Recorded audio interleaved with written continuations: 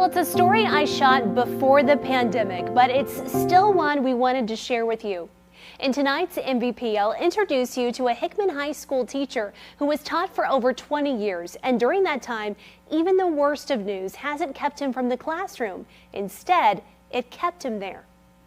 For the paper, you can do one of two things. Teaching English is Bill Morgan's passion. All right. And metaphorically speaking, his saving grace. Keeps me going. You got to be energetic to be around them. Like the great behemoth Moby Dick.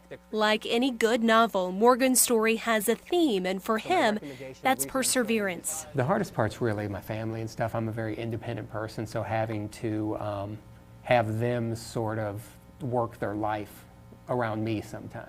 You could say the plot is the fight for his life. I think it was May of 2017 with glioblastoma.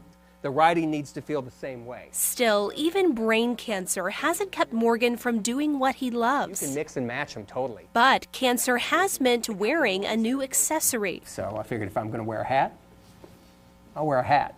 It's called an Uptune. It helps without making you sick or making you tired. The device treats his disease by producing wave-like electric fields that slow or prevent cancer cells from multiplying. It sounds like it's either from the Middle Ages or like the 25th century. And Morgan says it seems to be working. Well, that's just the introduction. So now let's introduce the supporting characters in this story, Morgan's students.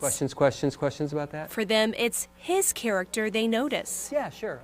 It kind of inspires me every day, just that he goes through so much out of there and he still comes here with a smile every day. Like, that means a lot to me. And you're supposed to notice that it's... I take everything he has to say probably more seriously, just because if he's persevering to say it, then it probably means it's important. That novel idea is this story's resolution. I know it's alliteration. Where Morgan's teachings go far beyond books. Now is just to not give up. I think he's a pretty good example of how not to do that. So I hope they know how much I appreciate that every day, that it's kept me healthy over the past few years. You know, that I owe them for that. You want to read it, Stanley? I'll read it. All right.